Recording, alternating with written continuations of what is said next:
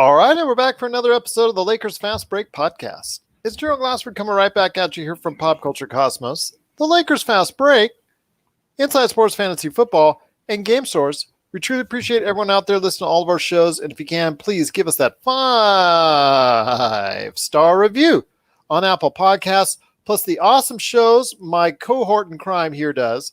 He does the Run the Floor and the NBA Draft Junkies podcast, so you got to give him 5 stars for those shows too, along with Pop Culture Cosmos, which we dropped a new episode this week, Inside Sports Fantasy Football, which we're going to drop a new episode this week, and everything that we do on both of our programs as well. Well, you know what? It's a great day indeed if you're a Nuggets fan making history. I think it was 74 years. I think is what I heard. The first time in 74 years in the NBA, a team has come back not just once, but twice from down 3-1 in 2 different series back to back. And it was the Denver Nuggets today with a most surprising 15-point win over the Los Angeles Clippers. Also as well, there was a great game. What do you know? Another awesome down-to-the-wire game in overtime where it was a tremendous performance by Jimmy Butler and a just truly awesome block on Jason Tatum by Bam Adebayo. That was one of the best blocks I've ever seen, I'll tell you right now. Ever. And yeah, it's ever. That was just sensational. And there was just 2 great games indeed. Just one that was really surprising and one that came down to the wire. And here today to talk to me about that is my good friend. You got to check out what he's doing today. If you're watching on Facebook Live, his awesome array of videos that he's doing time in, time out, week in, week out, day in, day out at NBA Draft Junkies on YouTube, plus the site NBA Draft Junkies. And of course, I mentioned earlier his podcast, NBA Draft Junkies, and of course, the Run the Floor podcast as well. It is my good friend, Rafael Barlowe. And Rafael, I was wondering if you hear that sound? Sounds like something's on fire. Oh, yes, it's the Clippers getting roasted on Twitter. Oh, yeah, it's they better not log on to any social media tonight. I mean, Kawhi probably doesn't really have it, so I think he'll be indifferent about it. But yeah, it's a rough night. It's the sound you hear might be the Clippers front office burning contracts. Also. Well, that's the first thing I want to ask you. I think it's going to start with not just the players. I mean, they might look at that, but there's the situation there with Doc Rivers and how he never really had 100%, I think, control of this team. And he even admitted to such at various points in time in the bubble. But we heard off and on, I'll check my email right now, CC805. And while I'm doing that, I want to ask your opinion on this real quick, my friend. When it comes to what we saw with the Clippers, yeah, okay, maybe they never got it all right in the bubble, but they've had a couple months in the bubble now to get things right. Even with the late arrivals of Williams and you know how long he was quarantined and all that, and of course Montrezl Harrell, they had plenty of time to get this thing right.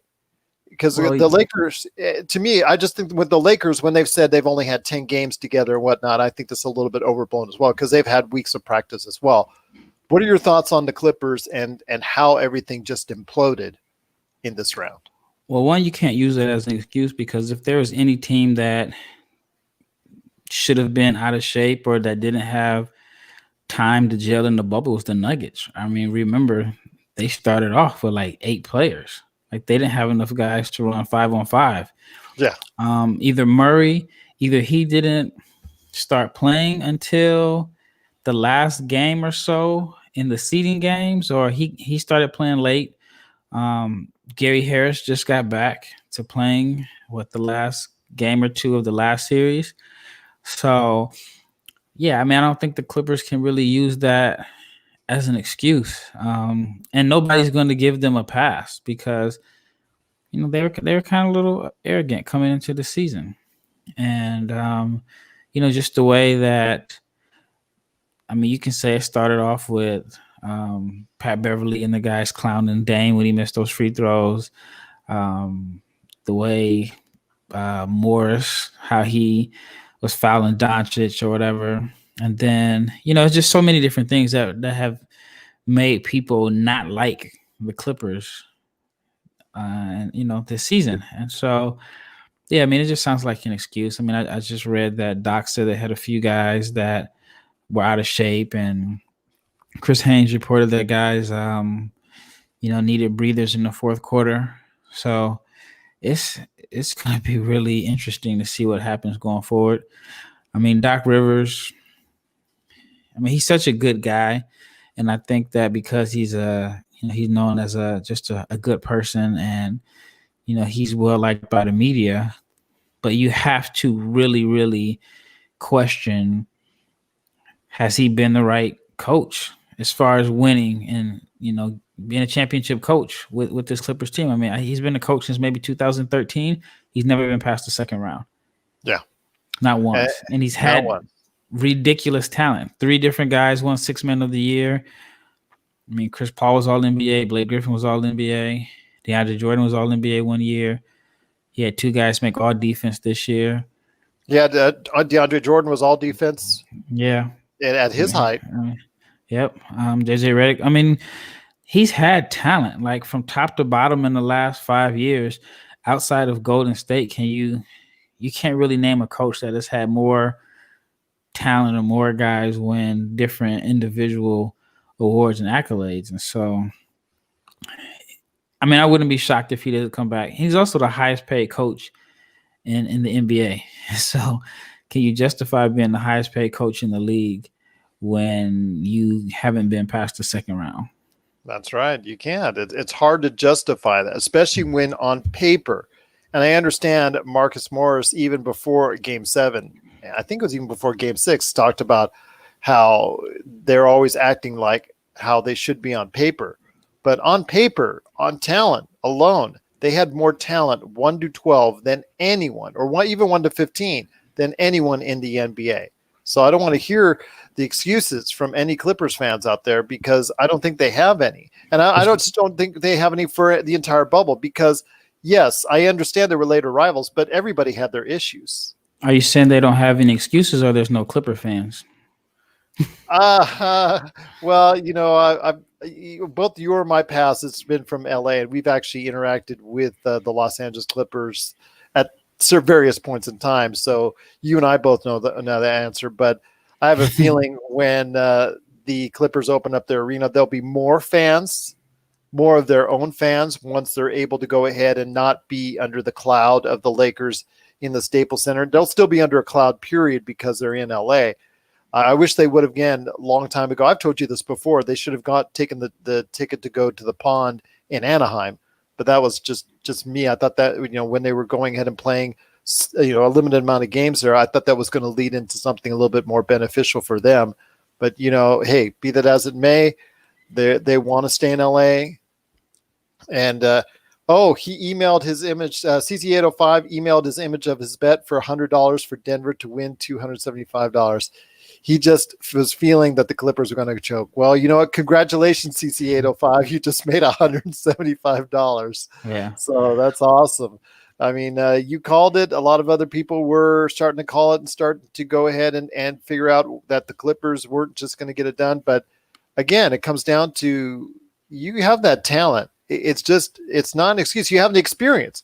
There's everything. I mean, you had talent, you had experience, you had coaching knowledge, you had a coach that's won a championship before. There are literally no excuses for Clippers fans right now. None. So here's a question I want to ask you, and I've been debating with people all day. I wasted so many hours today just in an argument on Facebook. I even brought it to my Twitter page. Did Tyronn Lue make a mistake? I think he made a tremendous mistake by not taking the Lakers offer. He wanted 5 years. They only offered him 3 years. But if you take, I don't know, there's just not a better job than the Lakers job. And even if he gets a 5-year deal from another team, it's not as good of a job. And I don't understand why he, you pass up the opportunity, the head coach of the Lakers, to take an assistant coaching job with the Clippers. And so I think he made a mistake. I really do. And, some people say, well, he won a championship and the Lakers kind of lowballed him on the years and he needed to take a stand. I get some of that, but I just think long term that was a mistake. I think it was a mistake as well. But what was not a mistake was CC 805 actually going ahead and getting more money. So I made the mistake. He got back $375. So it's even better for him. So you got $275 in the profit right there for you. So I'll tell you what, CC out of 5, you did a great job. Again, I sent you out an email. If you want to go ahead and join us here at the Lakers Fast Break, you're more than welcome to, my friend. But I mean, where did it all go wrong in that second half? Because it looked like it was going to be another close finish, but just Denver pulled away. Did you just really start to get in their heads, do you think? Because I can tell that was the case in Game 6, and looks from my advantage, just their body language, just the way that Doc was talking to them, and just the way that they were speaking to each other. I just think it came down to the point where it just really started to get in their heads as far as this Clippers mystique or this Clippers belief or the lack of confidence as a unit, as a team, as an organization might have come into play, which is a shame because, again, we've talked about how well we thought or we think that they're run as far as an owner and a hierarchy is concerned. Yeah, I mean, they just looked awful. Like, I think once they got down, it's kind of like, here we go again. I mean, but Denver played like, I don't know if it was Murray or Jokic said, all the pressure's on them. Yeah. You know, they're just playing. And, you know, I think the couple of guys on the Clippers tried to minimize it, but all the pressure was on them. And, I mean, I think at one point they were up by 11. And, yeah, I mean, I guess, you know, on one hand, you could say Denver was, you know, a high seed this year. They were the number 2 seed most of this season. So just by paper, you can say it wasn't a big upset, but I feel like this is one of the biggest upsets in recent memory. I mean, both teams were somewhat healthy. You know, Denver's missing Barton, but they haven't had him, you know, this whole series. But the Clippers were supposed to have this great defense, and they couldn't defend.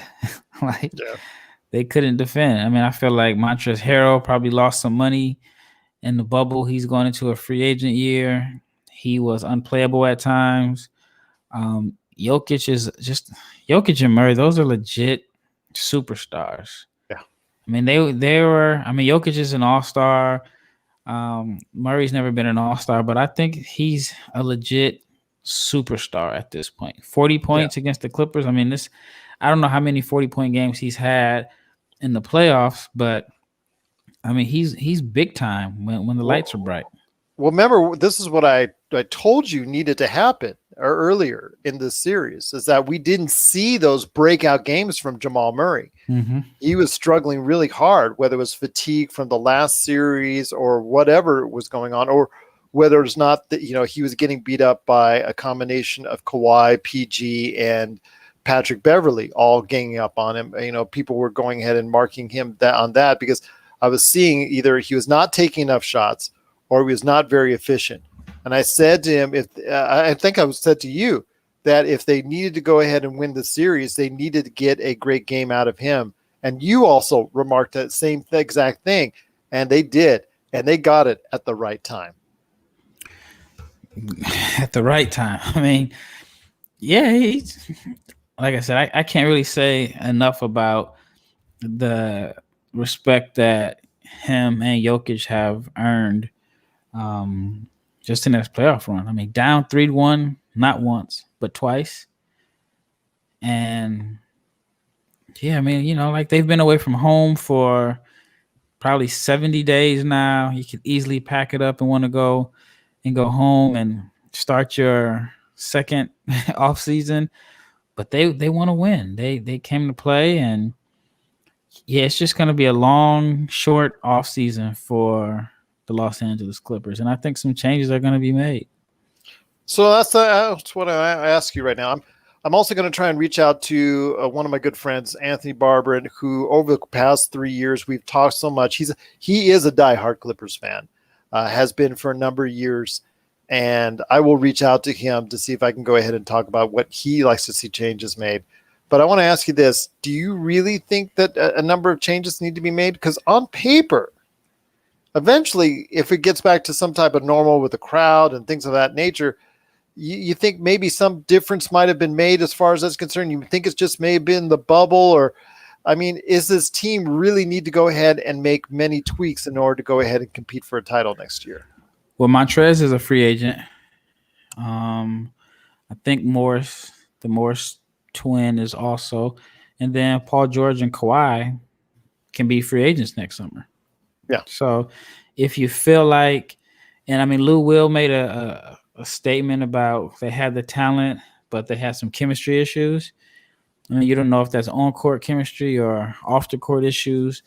But you have to wonder, like, all right, are these guys going to sign an extension long term after this summer? You know, if you have any doubts, then do you like let it play out and possibly lose them for nothing? Yeah, I mean, I just think there's a tremendous amount of pressure on them with the expectations being high, and I don't know if Doc comes back. Like, what?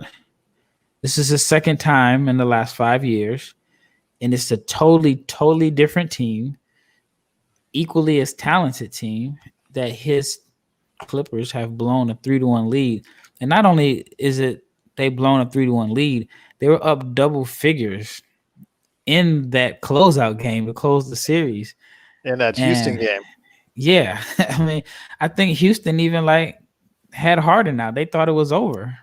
And I want to ask you this. That leads into the question I really, really want to ask. Which do you think is the bigger epic failure? That year against the Rockets? Because that, to me, I think I remember watching that game. I remember the Clippers celebrating on the sidelines. I remember them going back and forth and rooting each other on, and they were joking, they were kidding, and you could see in the third quarter how epic it was, and you could see them already ready to party. You could see them already looking into the next round.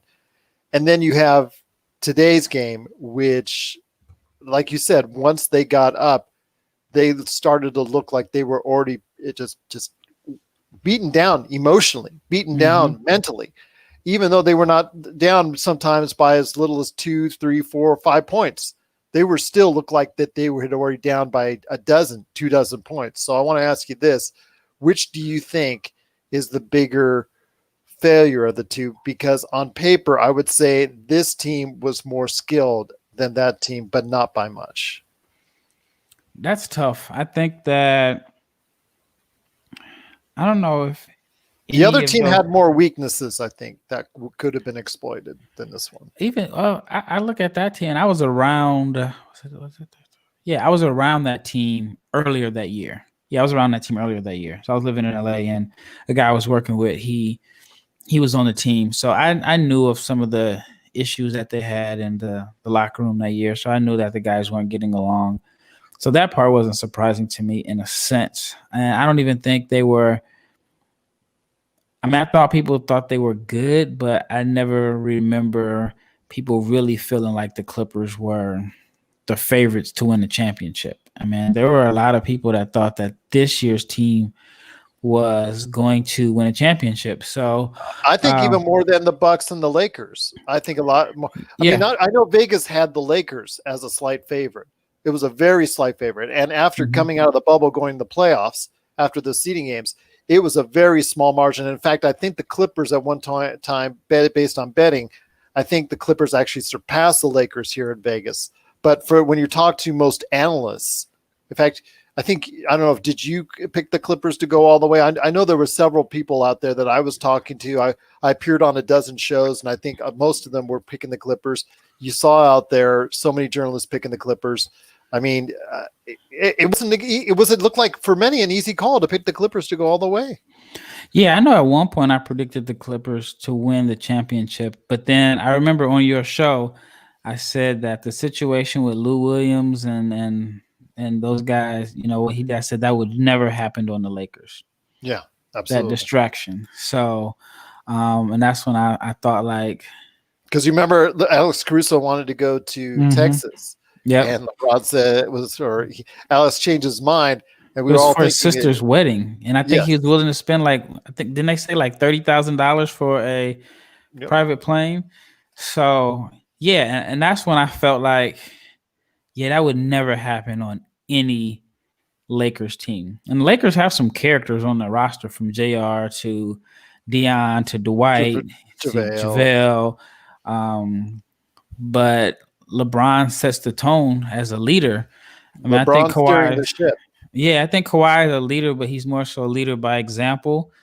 While LeBron is the voice of that locker room, and guys are gonna follow his lead. So, and he's been inspired by Anthony Davis and what he's brought to the team. Yeah, I mean, I think LeBron has taught Anthony how to win, and I mean, we've commented on this show that all the times Davis he's on the floor, it seems like 5 or 6 times a game, but in years past he would have missed a game or two with a bruised hip or hurt whatever. But LeBron is not. I don't know. I just think that he knows that the lights are bright and you can't take these little games off with little knick-knack injuries. So, and then I think that LeBron wants to win a championship. He's more focused this year. He knows that he has a real shot and he's defending at a high level. And I think that just by having Davis on the roster has made, everybody better. Obviously on paper, they're a better team, but just overall, as far as just like their effort level. So yeah. And that's what I think the Clippers didn't have. Like I said, that situation with Lou Will, with the wings and the strip club and all of that, that's when I felt like, okay, it wouldn't happen on most teams, a team with a strong leader. Absolutely. And I agree with you on that. So I'm thinking that even though the game against Houston in that series 5 years ago was the biggest failure or one of the biggest failures I've ever seen a team go through, I think that this year's team overall, this way that this series broke down, just because of how talented they are, this might have been the biggest failure of the entire organization. Because like you said, even that team was not picked by many to go all the way as far as for a championship. Mm-hmm. This team was. This team was picked by more journalists, more analysts out there, picked the Clippers than anyone else. And I think that this, in essence, will probably be, at least when people sit down and think about it, probably the biggest failure of the Clippers organization. Yeah, the expectations were definitely higher.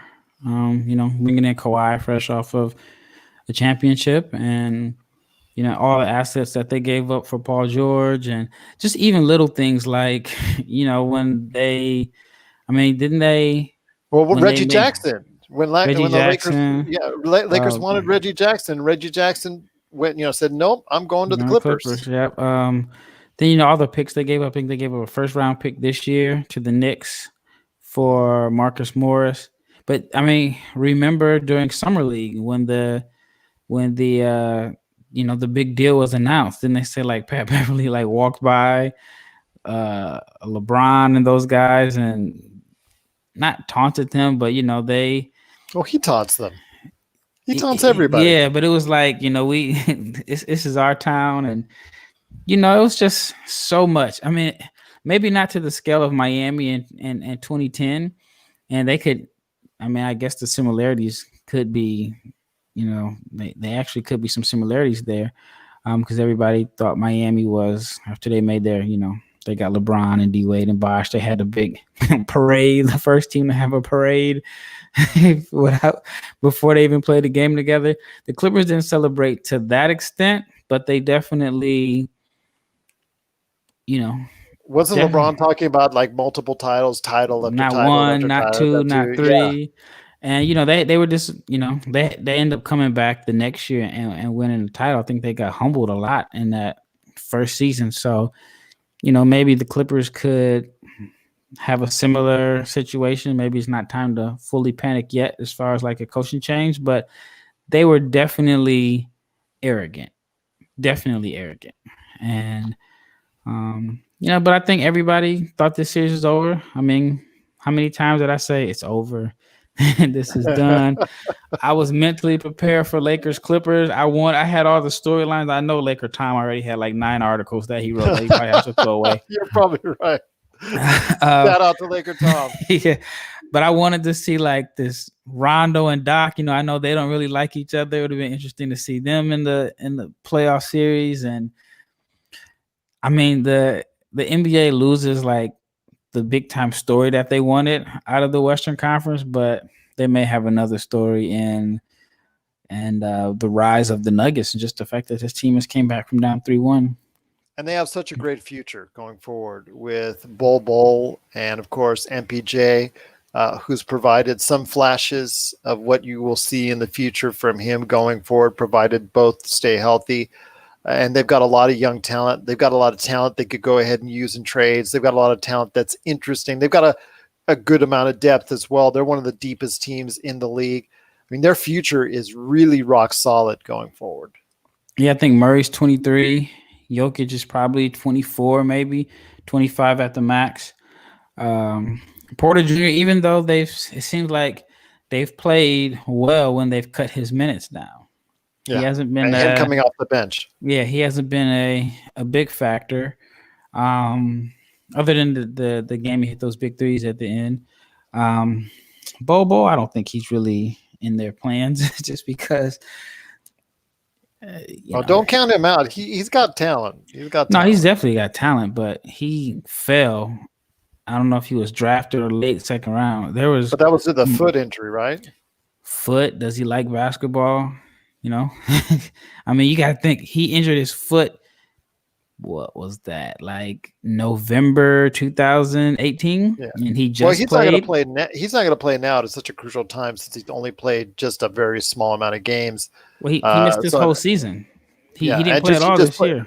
He just played in the bubble a little bit. So, yeah, you can't expect someone to come out like that, as far as 6-7 games and then be able to make a contribution, no matter how good he looked in like the seeding games or the preseason games before the seeding games or what have you.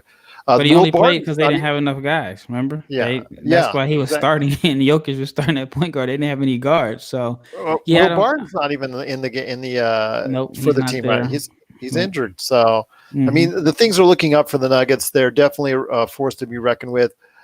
Like you said, with behind Jokic, who did such a fabulous job, 16 points, 13 assists, 22 rebounds. I mean, you had a tremendous performance from him and Murray. And when those two are clicking like that, it's, even when you have an off shooting game from Jokic, he's able to do so many different things on the floor.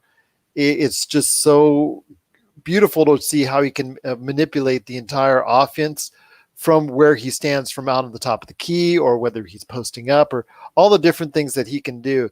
It's just amazing to see. But I want to ask this before we go ahead and catch on or at least touch on the Miami game, and that's coming up here in a sec. Kawhi and PG, when this team and the Clippers needed to get it done in the clutch, which he did so regularly last year for the Toronto Raptors, he wasn't able to get it done today. I mean, 6 of 22, 14 points, an absolutely miserable performance, minus 21. Paul George, 4 of 16, 10 points, minus 20. I mean, you just go on and on. Montrezl Harrell, even though he still wasn't good defensively, at least he gave them 20 points. It just seems like they weren't able to get. Lou Williams only gave them 7. I mean, these are your top 4 players on your team, and really only one of them actually got anything done productively. So I want to ask you this, my friend. When you have your players in the clutch, they just don't even perform in the clutch like this, especially someone who just won a ring a little over a year ago in Toronto, basically when Toronto rode his back all the way to a championship. What does that say? It might be a Clipper curse. I mean, Kawhi is known for coming up big and big games, and this is the healthiest I've seen him since he left San Antonio. I mean, they've been having games every other day. He looks healthy. He's not favoring anything. They haven't. I don't know. I mean, I just feel like he was great in Game 6. Yeah. I mean, Paul George had 30, I believe, in the last game.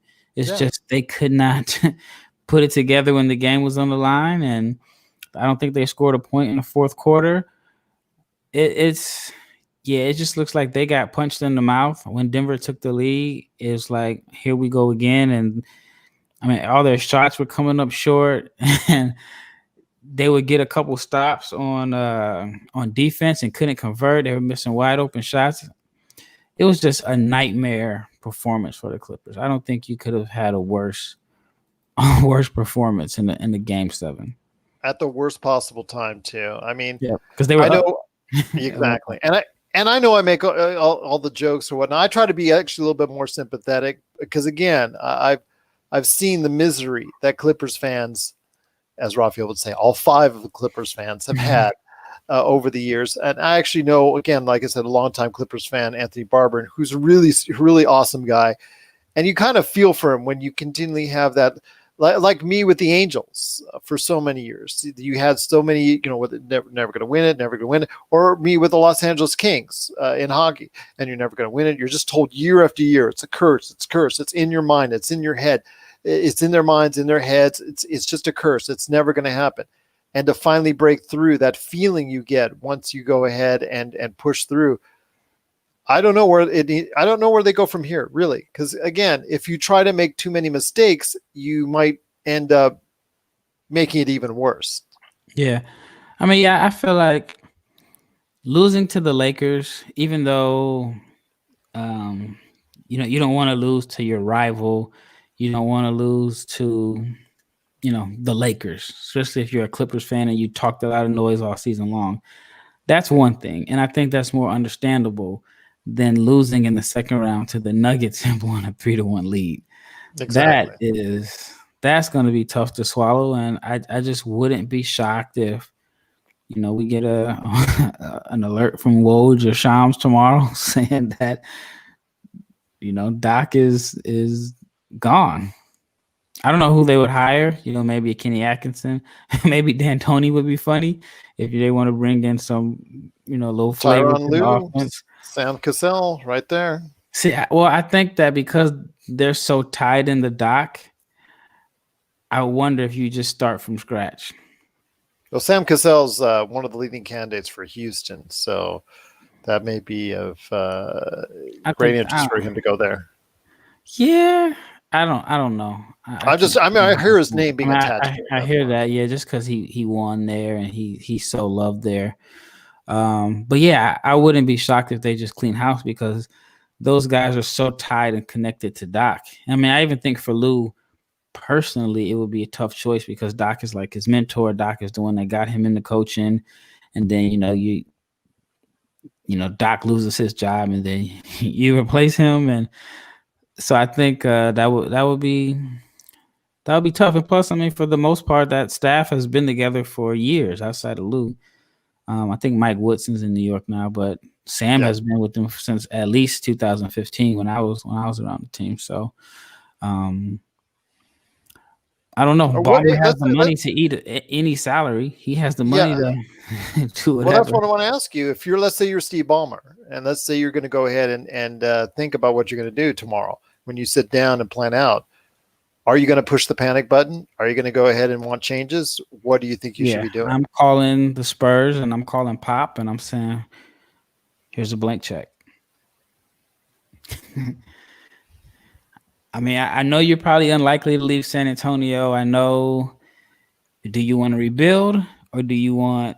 But then again, Kawhi, I forgot about Kawhi and Pop may not have the best relationship. But Ballmer has the money to say, hey, I need you guys to fix that. Here's a blank check. Well, yeah, that's. I mean, he would be probably the best choice at this time for anyone.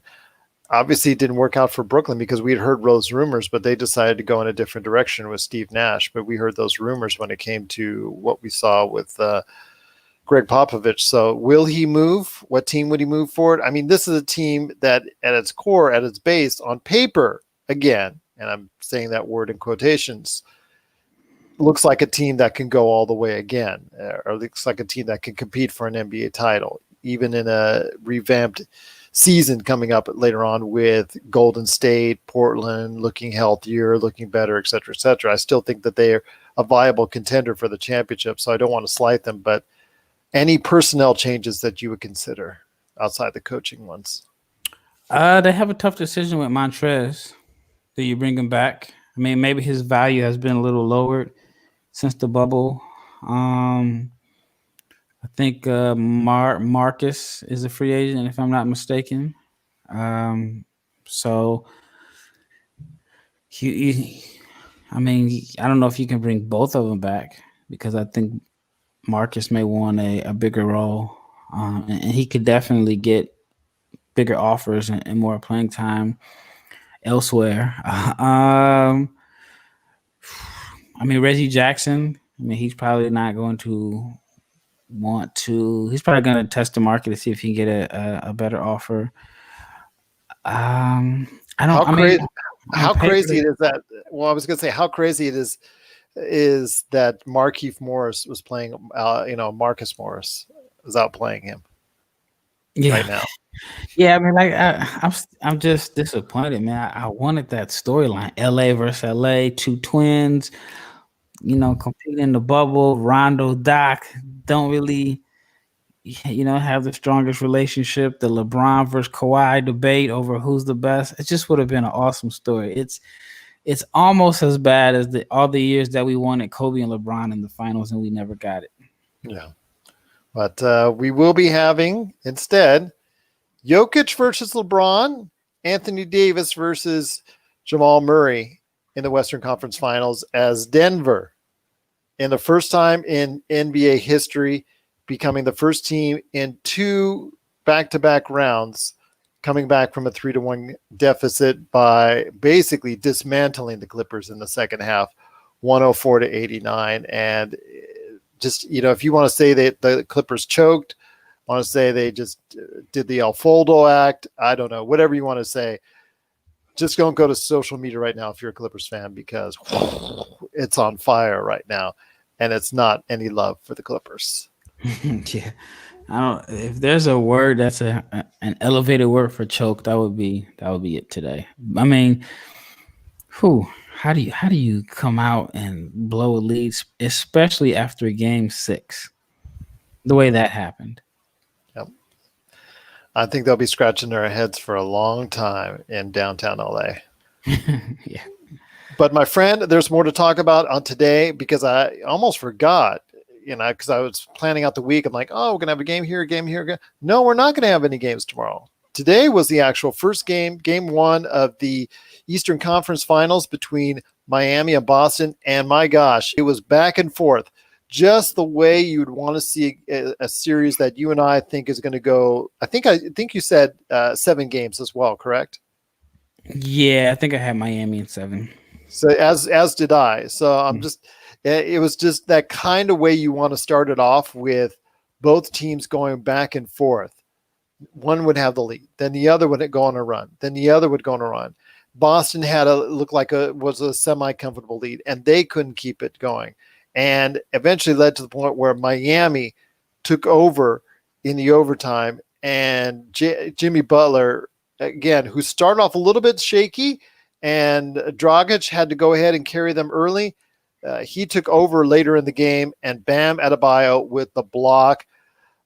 I want to say it's just as good, if not better, than the LeBron box. Okay, LeBron might have had one that was almost as good, but my gosh, that block on Jason Tatum, when Jason Tatum was already looked like he was at his apex on his leap, and he looked like he was going to go all the way, and all of a sudden you see out of nowhere, you see Bam Adebayo with the block, just basically a sensational block. It just, I think I saw JaVale McGee block someone this year in a similar fashion that was just truly sensational, but just an incredible block by Bam Adebayo. And I guess that basically saved the victory for Miami. Mm-hmm. So they won 117-114 in overtime. But credit the Celtics for giving it a great run. I want to ask you this, and this is something I was paying attention to all game long, and this really comes back to what we were talking about all of last series with Boston as far as playing Toronto, and that was teams constantly hunting out Kemba Walker, and Kemba Walker not really being efficient. He had 19 points, but on 6 of 19 shooting, still struggling from the floor. But again, he becomes a really big target out there when he's playing 43 minutes. So I want to hear your thoughts, because they don't have really any alternatives right now with Gordon Hayward still out of the lineup. So I want to hear your thoughts on this as far as Kemba Walker. do you look at maybe playing him less? Because it seems like they're really hunting him out on the defensive end. Yeah, I mean, how do you? It's your big free agent signing. I forgot what they paid him, but it was a lot of money. So yeah, I mean, it's kind of tough if you lose and you bench your guy that your big free agent signing. So I think they're gonna stick with him. I don't think that they'll Or would you? no, because I think that, I mean, who are you gonna, if you don't put him in, then you don't really have another. Yeah, I mean, I still think he's always a threat. He's always a threat to be able to get you buckets. And then, I mean, you end up running the offense with Smart, who, I mean, is a capable point guard, but he's going to let it fly. He's going to just shoot it. He's going to shoot a lot of threes. So, no, I mean, I would just find ways to hide him. And, but I mean, that's what the playoffs is all about. I mean, if a team sees a weak link or whatever, they're gonna hunt it out. I mean, just like Denver, they realize Lou Will and Montrez can't defend, so they Especially Montrez. Yeah, they hunted them, and just like in the Utah series, they went after Michael Porter Jr. So I love the playoffs because it's like this big chess match, and you got to find ways to. If you got a weak defender, you have to find ways to hide them. But they just paid Kemba $141 million. It's going to be tough to justify somebody you're paying that much money that you cut their minutes down. What about if Gordon Hayward comes back? Because he's expected back this series. He's the individual I would go after first as far as cutting down time on.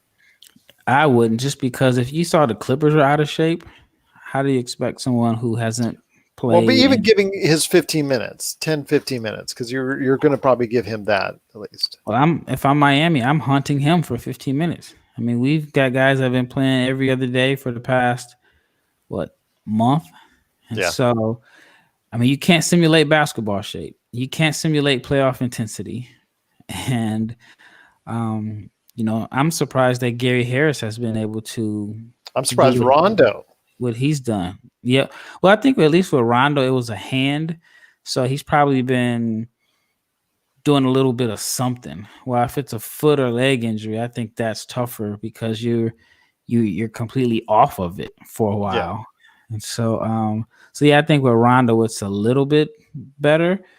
But for Hayward, I mean, he probably went weeks without even running. So, yeah, I mean, if he comes in the game, I'm definitely haunting him because I can't imagine him being in any type of shape where he can make multiple efforts on defense. So I would definitely go after him. But I think he can come in and provide some minutes for them. But, yeah, I'm sticking with Kemba. It's going to be that way, I think, for the rest of the series, if that's the case. And they're just going to say, you know what?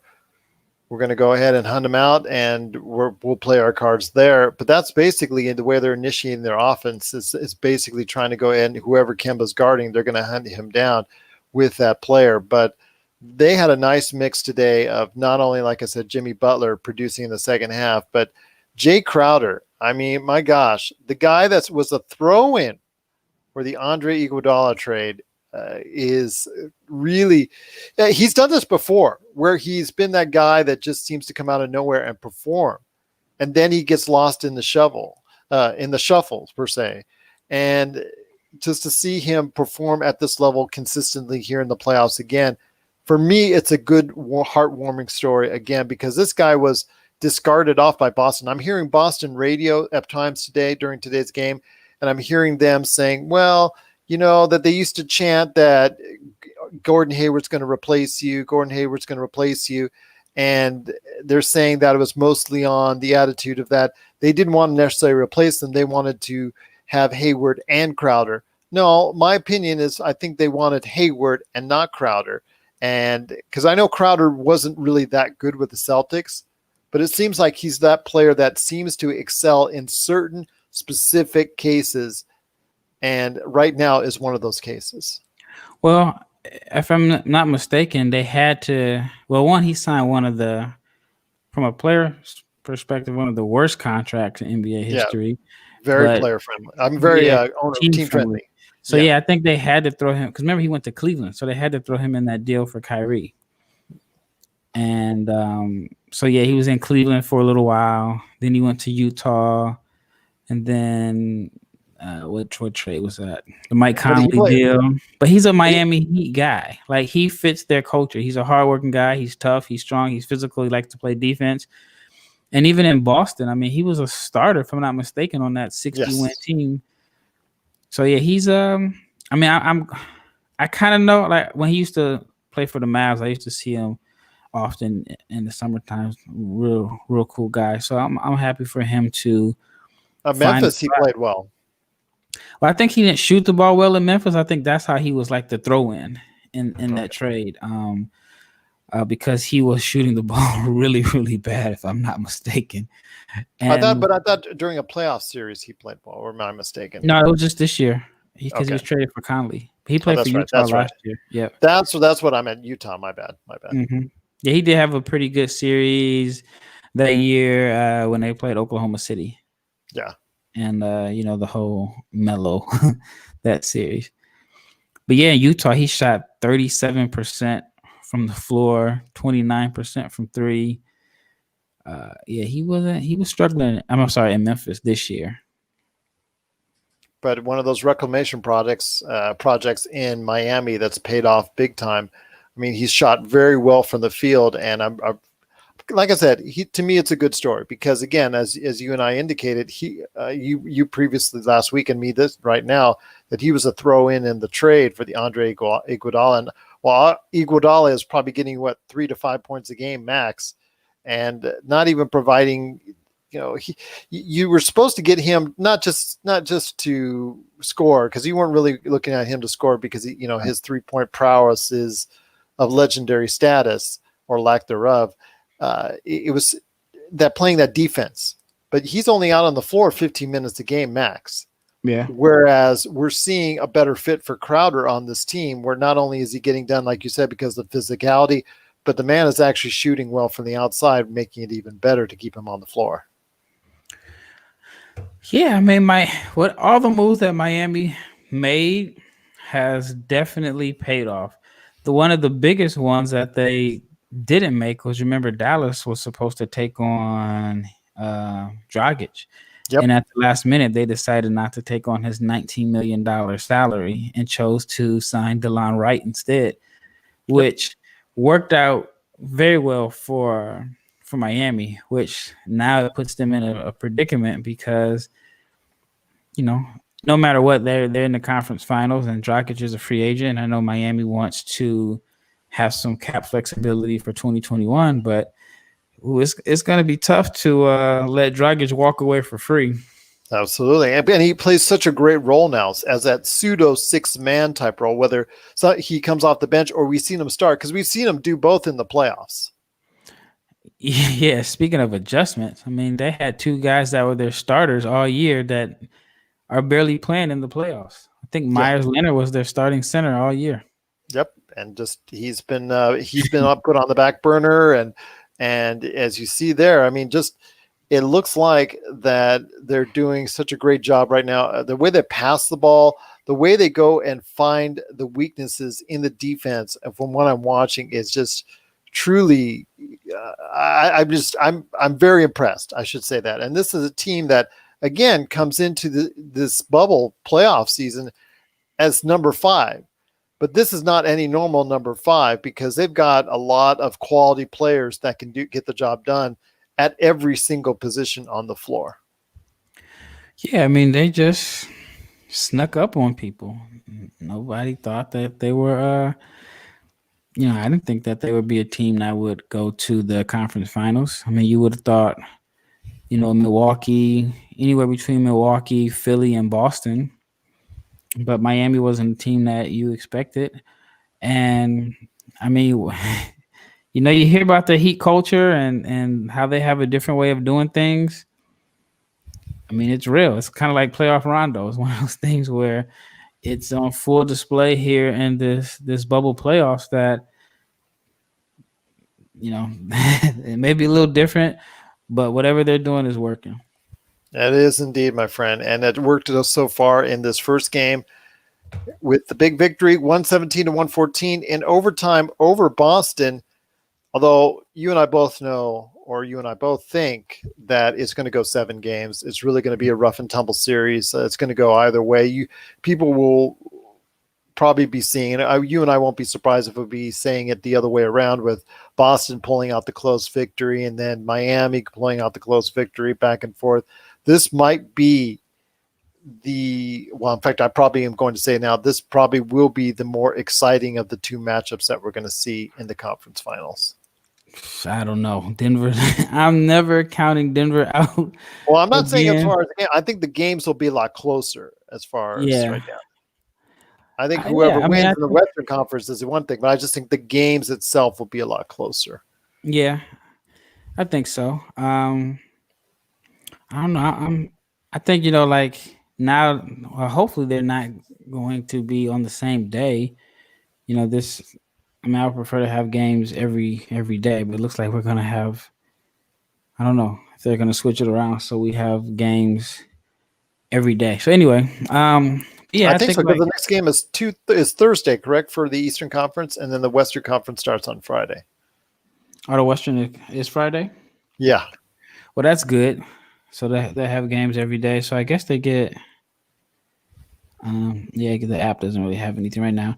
But yeah, I think even though I don't know, I think I would watch Lakers over Denver. To me, that series is more interesting to me, just because you just never know what you're going to get out of Denver. You got a guy that may go for 40 or 50 every night.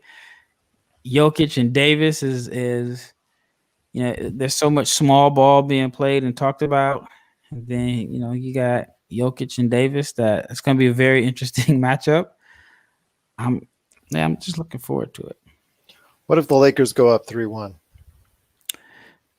Then you got to treat game, what is that, 5, like it's game 7. You don't want to give them any life or hope. Absolutely, because people will start saying, "Oh, the Nuggets are down 3-1." That's right where they want them. Like today's game, I almost, because I was kind of tired, and I was up late last night and got up early this morning, was doing a bunch of work, and I was feeling sleepy, and I said I was really thinking about setting my alarm for about take a 30-minute nap and just wake up for the fourth quarter, because I felt like that's when the Nuggets Clippers game actually starts in the fourth quarter. And I didn't end up taking that nap or whatever, and the game got good in the third. And so, yeah, you can't count this Denver team out. I think that, they really have the heart of a champion, even though they've never won a championship. The heart that they've displayed, just from all the obstacles they faced in this bubble, it's going to be tough to count them out. It is going to be tough to count them out, and it's going to be very interesting to see where this series goes from here. I'm just so happy that you're going to be a part of it with me. We're going to go ahead on Thursday and I believe recap game 2 of Miami and Boston, and then along with that, provide a preview of the upcoming Lakers-Denver series. We'll go ahead and into more depth on that. We're going to take a day off tomorrow because there's no game scheduled tomorrow, but we are going to go ahead, again, like I said, be on Thursday night. And then, of course, Friday night we'll be here, of course. And CC805 says he wants to join us for then, so I'm looking forward to that. I don't know which Lakerholics are going to show up, but if you get a chance, check out what the conversation is like now that we know exactly who the Lakers are going to face at Lakerholics.com. I know they've had a lot of trouble this week with their blog page, which was hacked, but hopefully Tom will get the message and have some vitamin D. And if you check out the site, you'll know what I mean. But everything else, your page, Rafael, my page, and then also the other pages that are on there outside of the blog page are working just fine. So you want to get a chance, check out whatever's working there at Lakerholics.com. And then also, before we head on out, just want to mention again, the Pop Culture Cosmos is dropped everywhere. You can listen to it on worldwide radio stations and, of course, on podcast outlets worldwide as well. It's dropped where we talked about what the latest and greatest news and information for pop culture is right now. We've got Inside Sports Fantasy Football, where we'll recap week 1 and we'll go ahead and preview week 2. But before we head on out, you've got the floor, my friend. What is coming up at NBA Draft Junkies? Today I just released a Jaden McDaniels video. It's 2 pieces. It's one about his offensive strengths, and the other is about areas I think he needs to improve. McDaniels is a very skilled 6'10" wing out of Washington who I hate throwing his name out there. He has similarities to Kevin Durant. I mean, it's just as far as like body type and coordination and ball handling. He's definitely not the shooter as Durant, but he just like the way he moves. Highly skilled guy. He just is very inconsistent, doesn't always put it together, but I think that he will be a very good pick for a team picking maybe mid first round to late first round. If they have a strong developmental staff, I think he has a really high ceiling. I think he's one of the top 5 most talented guys in this draft. He had a good freshman year. It's just a matter of him putting it together. He does have some big flaws that he needs to work on. But yeah, I did a 2-piece video with him, and then I've been interviewing different guests who come on the show or the podcast and talk about their big board. So I have a couple of those interviews lined up for this week, and my goal is just put out a new video every day this week. So far, it is Tuesday, and I put up 3, so I'm ahead of schedule. All right, and I hope you stay ahead of schedule indeed, because you've got a lot of great stuff that goes up at NBA Draft Junkies on YouTube, where he's got 12,000 subscribers already there. Be part of the conversation today when you go ahead and check out what's going on with all the draft prospects and everything that's going on right there at NBA Draft Junkies on YouTube, and of course his awesome site NBADraftJunkies.com. Anything coming up for Run the Floor? I haven't asked you about Run the Floor lately. Yeah, I haven't done anything with that one. And I mean, I may do something soon, but it's just between the draft stuff and watching the games and coming here every day. I probably won't. I don't know when I'll do another podcast on that one. I just got to get my brothers on. But we usually do it like after the games are going on, so I made a commitment for this. So Run the Floor is on pause right now. No problem, but it will be coming back. That's Definitely. Run the Floor. Yep. There's some great episodes there already. I think I'm on one of them, so I'm very proud of that, and I'm very happy with that. And then you were also on, I think, Off the Ball podcast with Chris LeBron recently, mm-hmm. and you check out all the great stuff that you're doing. But of course, the best way to get a hold of you is at Barlowe 500, at NBA Draft Junkies, and for us, it's at Lakers Fast Break. On Twitter, the same social media platform the Clippers are getting roasted on. What do you know? What do you know? My gosh. In fact, you know what? That's exactly what I'm going to do after we get off the air. See how many great memes there are against the Clippers. Oh, yeah. They are getting absolutely slaughtered on Twitter. I mean, yeah. That's too funny. It's crazy. It's crazy indeed, my friend. But it is going to be the Lakers and the Nuggets. And, of course, we'll also be updating you later this week on Game 2 of Miami and Boston. Looking forward to coming back and talking to you on Thursday, my friend. I want to wish you safe as far as wherever you're at, my friend. I want to wish you just being safe, be healthy, keep on working, keep on doing that great stuff for NBA Draft Junkies. Make sure you register to vote and make sure your vote counts this fall. We want to go ahead and make sure we do what we can to provide a better world for our kids.